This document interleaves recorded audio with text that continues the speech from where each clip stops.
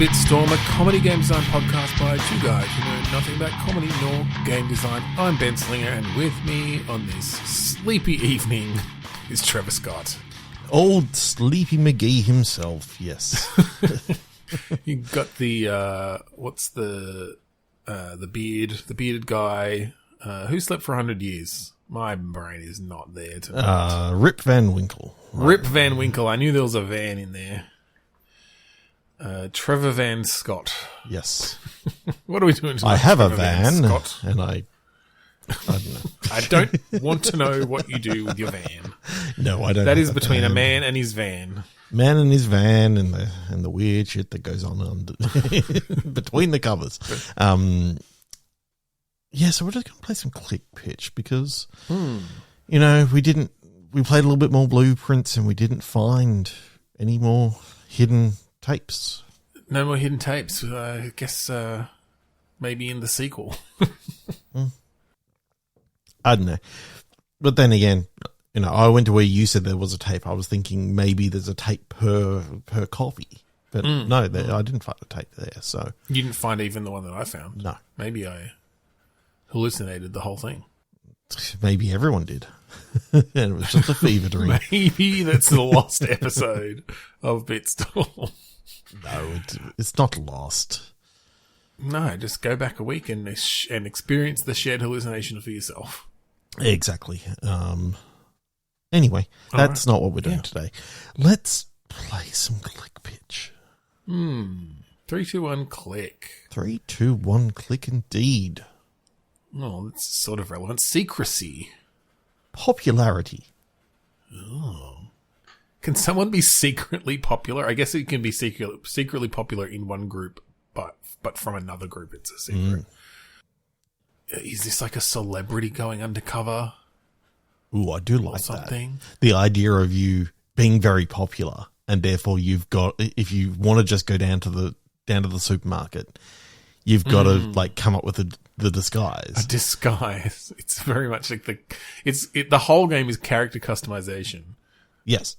Except that, first you design your actual celebrity, and then you design all of the disguises every time you want to go out with further add-ons. Yeah, well, the idea is that people get used to, they see the way that you're walking and you're doing your classic walk. Yeah. Every celebrity has their classic walk. Yeah, exactly. And they sound very, very similar to that TV star, whichever one we happen to rope into doing the voice. Oh, I see, yes. And, yeah, probably so Nathan Fillion. He does a lot of games. Yeah. That's one of the voices, and then you get a more feminine voice. You get Kristen Schaal. I don't know why she's the one who came to mind.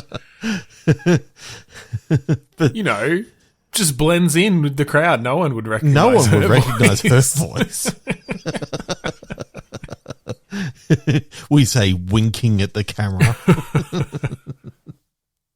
I don't think he could have chosen a more unique and identifiable voice. I don't know why that's who came to mind. But I think that actually works well because it's really funny. Then you have to actually change it up.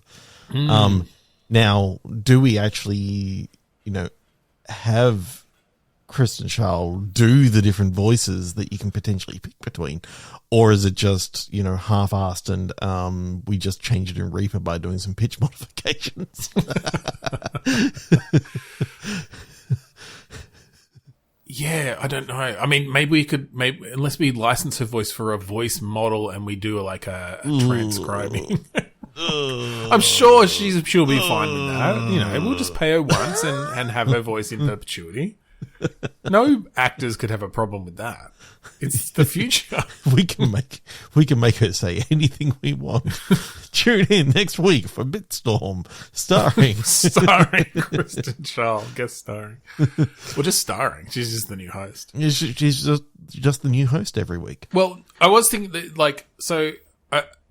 tricking computers is one thing with some sort of algorithmic whatever, but tricking other humans is another interesting thing. So maybe this is part of an MMO.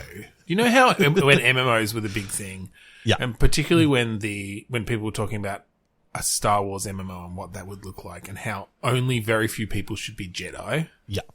Although everyone wanted to be Jedi because, you know. Yeah. And I think in the end, I mean, I think when they did bring out, what was it, Galaxies, you did have to work pretty hard to be a Jedi.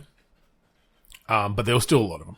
I think in this game, you do have you've got the two groups. You may, if you're lucky, either work your way up to or just randomly be selected to be a celebrity. Yeah. And so your face is on, your character's face is on billboards and in ads and stuff everywhere. And there's other people just playing this game. The rest of it is a different game. Mm-hmm. It's like, it's a social kind of, but there's this whole mechanic for hiding your character that everyone has whole mechanic to. Then because we put in some incentive for the regular people to, like, they get points, like they get kudos points or something for getting selfies or having conversations with celebrities. Mm-hmm. So we're recreating the whole like celebrity situation. And it means that, you know, some people get to experience being that. But then, yes. Some people disguise themselves as celebrities to trick other people. Well, you could do that as well. But I do like the idea that, like, there's a really in-depth character creator of just, like, you know, facial structure, and you can build all sorts of great things.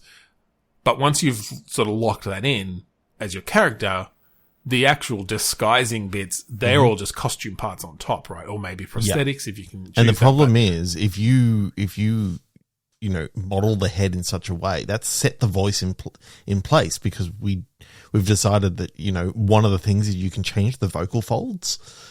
We actually simulate the voice box. It's physically simulated sound. Physically rendered. It's like, you know, how they physically render light. To get the proper resonance in, you know, the nasal passages and all that sort of stuff, just to get everyone's voice. And once we've done that much, we can simulate congestion when you've got a cold. Exactly. You might lose out on a radio ad job. I don't know. If you listen to the first couple of episodes of Earnings, I sound great because I've got that. It's true, yeah. Depending on what you're going for, that could be a benefit. And the next two episodes didn't sound that good because infect yourself because I didn't have the deep voice anymore. I think we just take that as a character arc. Yeah. It's been a while since I've thought about MMOs. Like, I know they still exist, but they're so different now than what they sort of were, or what the promise once seemed to be about. Yeah. A massively multiplayer online world.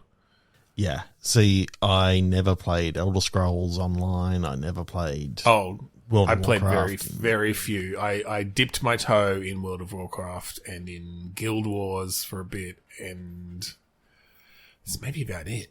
There's really not much else where I've, you know. There was one that I kind of enjoyed, but I don't know whether you'd call it that. It was like Planetfall 2. Because that was kind of like the I remember the capture the flag sort of but you had a persistent world and world, yeah. And you joined a faction, and then you played for that faction, and you know, constant battles happening across, you know, this world, but they were very much like your Battlefield style. Was it PvP battles? Yeah, player versus player. Yeah. First-person shooter. Anyway. It was good fun. 3, 2, 1, click. Yeah. Let's make all our games MMOs tonight. No, we don't have to do that. Trickery. Bone. Bone? Bone. B-O-N-E. Bone Storm. Trickery Bone. The Trickery Bone. Is that like the funny bone? Yeah, I mean, you knock your knee, and then all of a sudden you're doing tricks on people. Well, if your funny bone's in your elbow, then you know it's got to be another. The trickery bone's in your knee. Yeah. Mm-hmm. Bones makes you think of skeletons. Sometimes we use fake skeletons to do tricks on people, like pranks. Yep. Is this sort of a... You've been pranked, man. Punked. You punked me. So it's an MMO, and it's set in the same world as what we previously had, and you're going around and you're just pranking people. Yes, this is a separate mechanic in that same MMO. This is what everyone wanted when MMOs came out. Like, just you could do anything and all the mechanics were there for it. So that's what we're building tonight.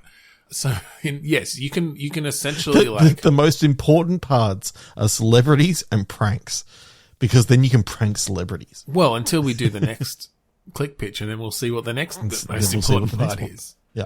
So, yeah, I mean, I think there's a mechanic there. You can build it up. You can just prank your friends. That you've got the basic sort of things. There's like I don't know. Does it literally come from? Is there a mechanic around how surprised a character is, or is it just that we provide the sort of physics systems and tools? You know, if that you can balance a bucket of water above a door that's slightly ajar and wait for the person to walk through it, and then it's got to affect their character in some way. Now they're wet. Well, I like the idea of if your character comes in and they're in their their really, really nice suit that it's a suede suit. It can't get wet. You haven't waterproofed it yet.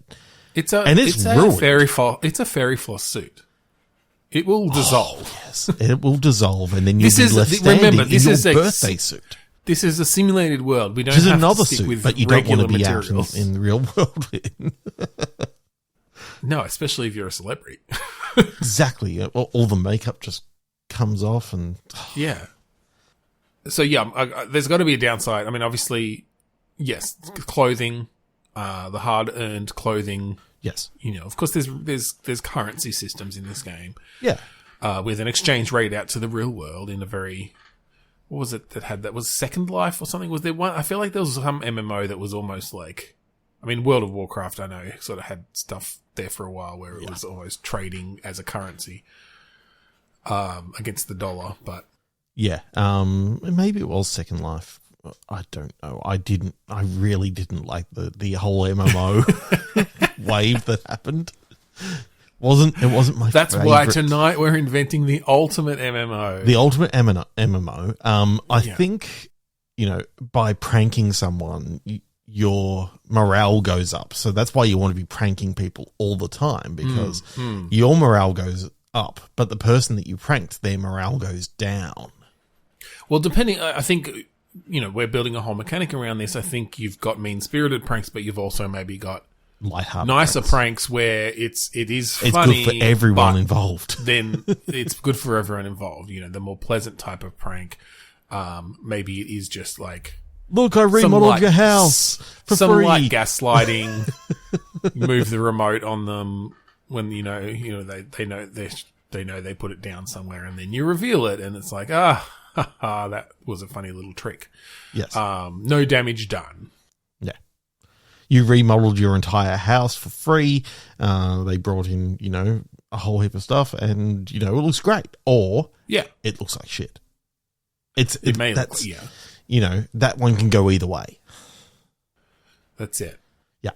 And then, obviously the ultimate goal is to combine the trickery and celebrity stuff and create essentially Jackass. Or punked. Or punked or whatever. Yeah. It's in our world, it's pranked. It's the community. It's prank Channel 31 version of punked. Pranked. Channel 31. Yes, exactly. 3, 2, 1, click. 3, 2, 1, click. What are we going to add to our MMO next? Waistline. Badge? Yeah. Okay. So, I mean, waistline, obviously we had clothes in there already. Mm-hmm. But we could... People are getting rather paunchy because they've been eating a lot of fast food. We bring in health systems into the game. So the next thing that comes in, basically every food outlet can kind of get like a rating from the health department, and they get their badge of approval. And the thing is, a lot of them are going to be rated really, really badly because they're just literally, Well, and I think really to make sure that this is a game and not just real life, I think badges could also be around like achievements. Yes. So if you have specific achievements in the MMO, and because this is a massive you ate multiplayer every thing, item off every single menu, that is an achievement. But your waistline is now big. And it does affect your waistline, and we're not going to be petty about it. If you can set up your schedules for when you're offline and that sort of thing, right? Like your character you can say, all right, I'm going to exercise between this date and this date. But you have to have a good enough motivation, level that when you log back on, it's like, yes, I followed the schedule. So I do like this idea of logging back on after, you haven't been on for 12 hours and you actually see how much they followed the schedule. It's just like, you left a cat there with, all the food bags open. And it's like, just feed yourself as much as you need. You come back and it's like this huge round cat. And it's like, oh, fuck. I do really like this idea of the back and forth and the tension between you playing the character directly and then having the AI essentially take over when you're offline and coming back and going, what the fuck? Like, what are you doing having sex with them again? You went back to Bobby? He mistreated you. I got you out of there and you went back. You essentially play like the executive function of your character. You as a player. When you're not there, who knows what's going to happen? It's literally just the algorithms take over. But the thing is, I do like this idea. You don't want to log in at night because that's sleepy time. So if all you've got is nighttime, when you log in at night, you've given them insomnia, essentially. So when you log in after work the next day, it's like, oh shit, I slipped through the alarm because I was up all night. You log back in and you check your job. You check your logs. It's like, oh shit, I just wanted some midnight gameplay because I couldn't sleep and now I'm my character. But I actually really love that idea because you will have that playoff of like, oh yeah, the player wants to get the eat a menu item from every from every restaurant achievement. And so while they're logged in, that's what they go for. But then it takes a long time to get that back because you can't just you've altered your brain chemistry at this point for eating junk food or like, I mean, you've given them an eating disorder at the very least. That they now have to they're lying to you about it. Oh my god, there's a whole other layer there where you look at your log and it's like, yep, I just ate salads and whatever, and then you find a chip packet. It's like, wait, what? And you discover that even the log can be altered. You check out the security feed. It's just them gorging themselves on McDonald's the whole time. They lost their job, went straight to the drive-thru. They've been robbing people on the street while you've not been logged in. That's how they're getting all their money to pay rent. Yeah, you log in. You've been playing for an hour or so, and the cops show up, and you're like, "What do you mean? What? No, I didn't." And then they've got the evidence there, and you're like, "Oh my god, it wasn't me. It was my innie."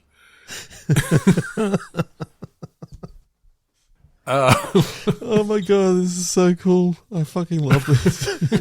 What's the next thing that we're adding? Let's see what else we're adding here. Okay, insignificance. Shining. So we're adding the shining into the game. We're adding the shine.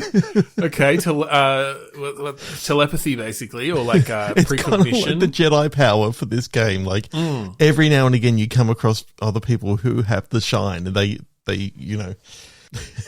yeah, essentially like 1 in a million people who play this game can hear the thoughts of other people. Characters generated, I guess.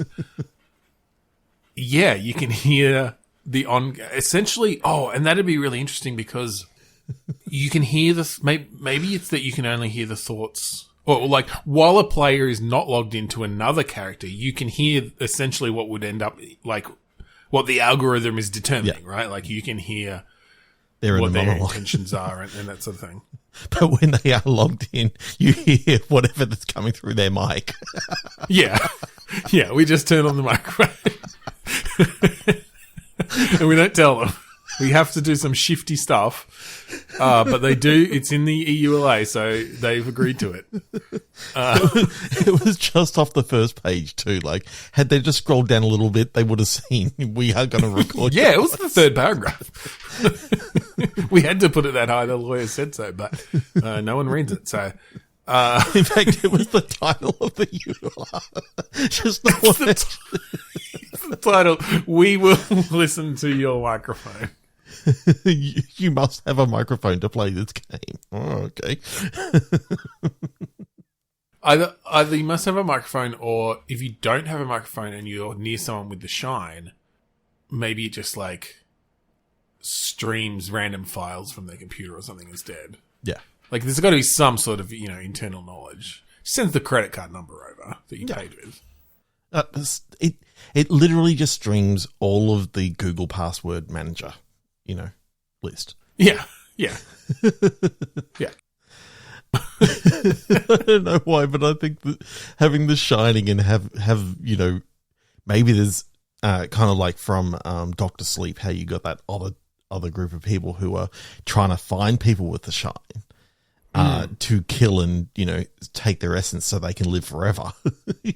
You've got the opposite of the shine. That would emerge. I think that would emerge. I mean, you can add. Yes, I think that would emerge somewhat naturally, particularly with with some of the features around. If you do consume the flesh of another character, then you take on some of their attributes and get some of their life force. I mean, that's built into the game entirely.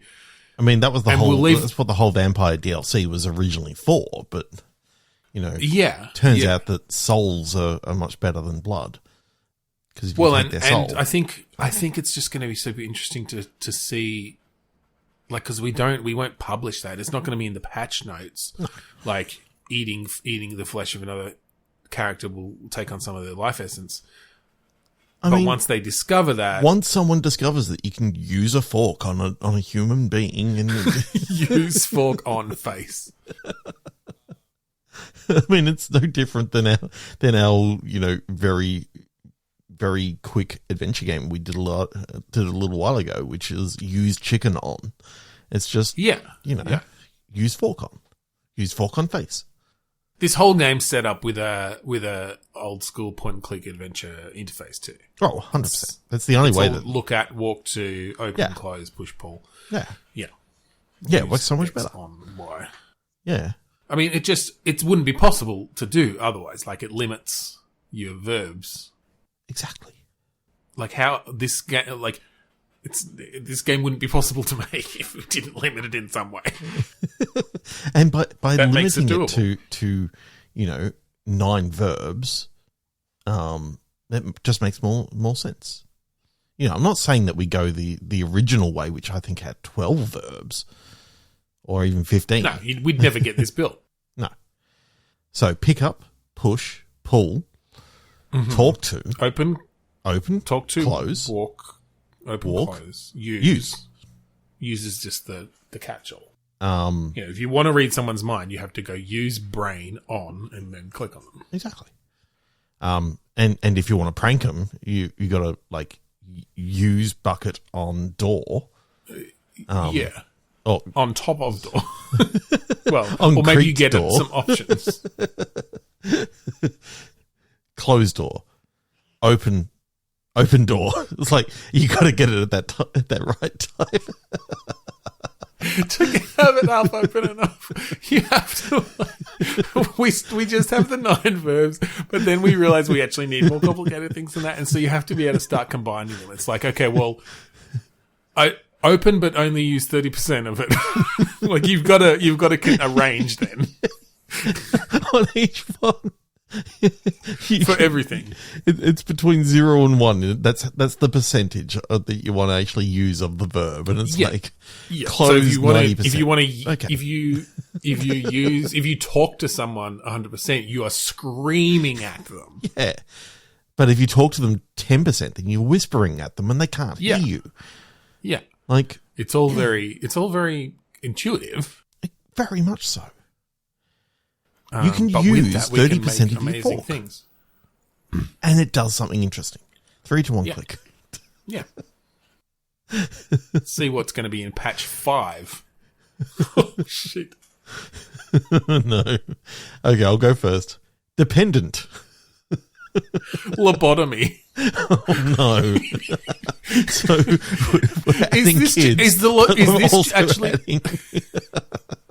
is lobotomy just an abandoned character? Like the player hasn't logged in a year.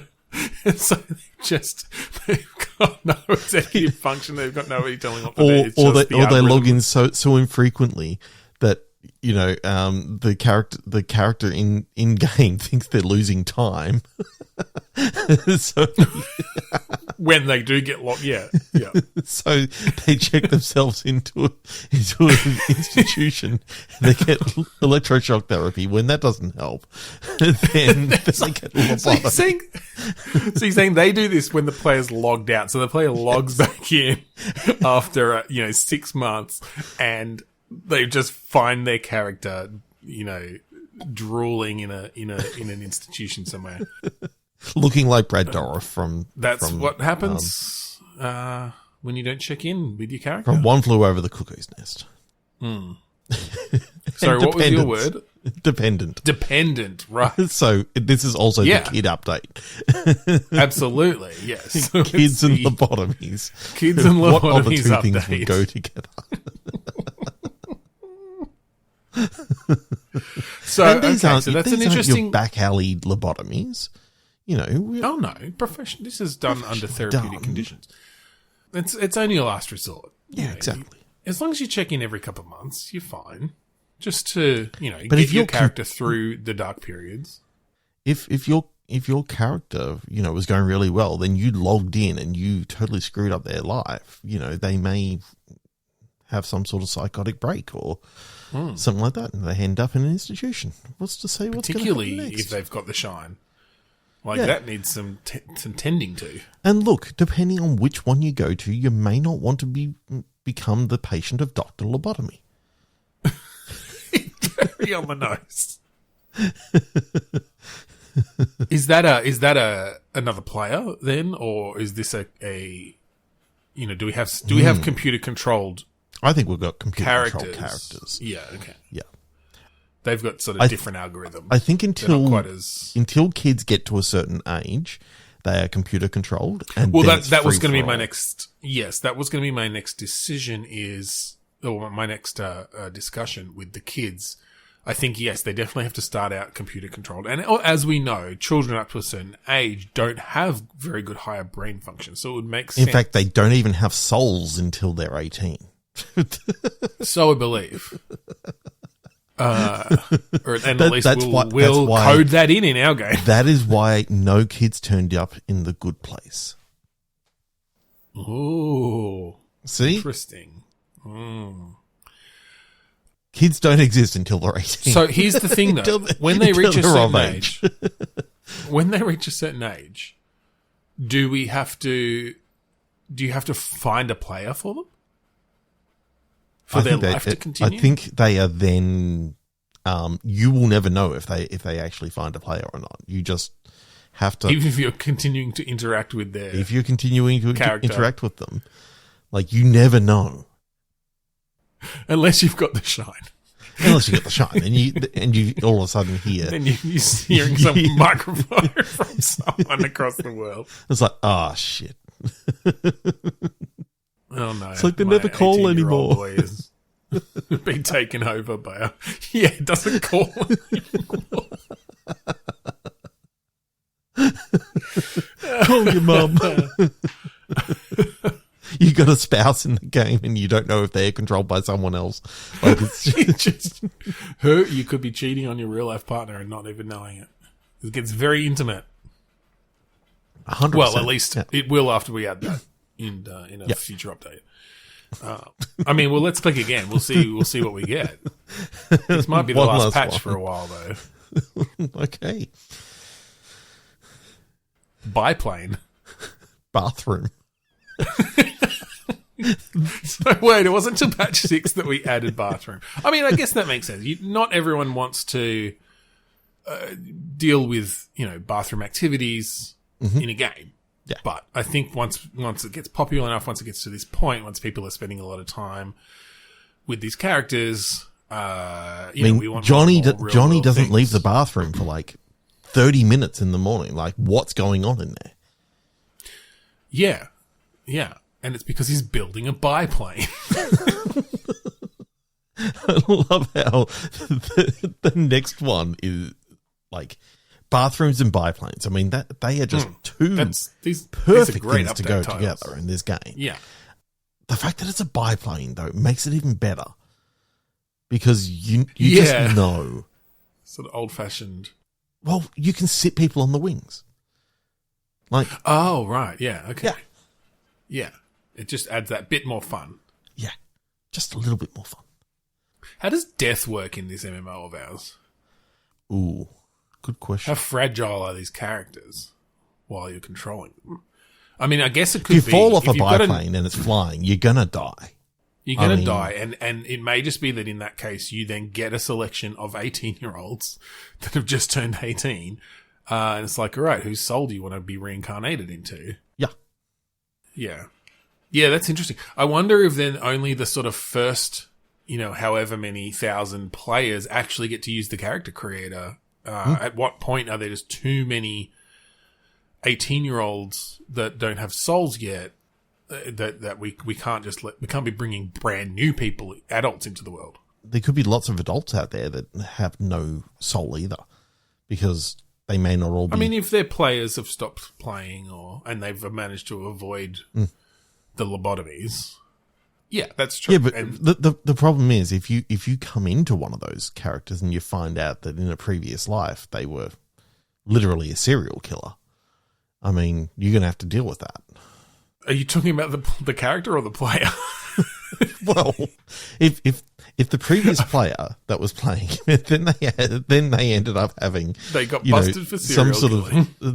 They had some sort of. No, I'm talking about the actual character in the game. But like, there's lots of evidence out there, but for some reason, this character is actually controlled by two people because they've got split personality. I mean, that would make sense. Yeah. There was a bug, or it was like a race condition where when this person turned 18, they got assigned two players. They don't know about each other. It's just sometimes they go to log in and it gives them an error if the other player's logged in. Yeah. They just then see blank spots in their log. and weird someone comes up to them, like a friend of the other personality comes up and goes, "Hey, Jeremy." It's like, my name's not Jeremy. Get away from me, noob. God, this was all right. A crazy episode. I love the biplanes. I love the biplane. I just think that is perfect. I mean, it gives it a bit of charm. It really does. I think it gives it a bit of charm. It's not just the real world simulated. We are curating the experience. And the idea of doing a 3D point and click MMO, I mean, is just. How do you fly the planes? Is it does you walk to, go to, fly to, and you just sort of click around? Yeah. Willy nilly? Yeah. Yeah. Yeah. There's like one of them is dual barrel roll. And if you only do changes one of the verbs. If you do a 50% barrel roll, then that's upside down. You're going to fall out. Yeah, I did forget about the percentages there. You're going to want to do 100% barrel roll. But if you want to turn to the left, then you got to do like 15% barrel roll. 15%. And then if you want to turn the right, barrel roll verb. You've got to do like and if you 90 or 85% barrel roll, so you go all the way around. And in a similar thing, if you want to get some altitude, you have to do a 15% loop to loop.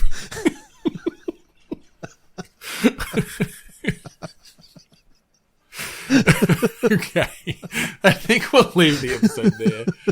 I don't know. I feel like we might come back to this one day. This is the ultimate MMO. It's really fun adding ideas and seeing how it's going to work. We put a pin in this right here, and we've got to do well at actually marking down what is in the existing MMO. In the episode. Oh, yes, so that we can come back to it for sure. Yeah. All right, well, if you'd like to find our previous episodes online, go to podchaser.com/bitstorm. Give them a listen. Shoot us a review. Do all the things. Yeah, if you like the song that we play at the start and end of each episode, that song is called Mount Defiance off of the album Containment Failure by the band Kuradust. You can find it at kuradust.bandcamp.com for free. That's right. So thank you again for joining us this week on Bitstorm. I'm Ben Slinger. I'm Trevor Scott. And, what did you do while I was logged off? Sorry, I ate a lot of macas.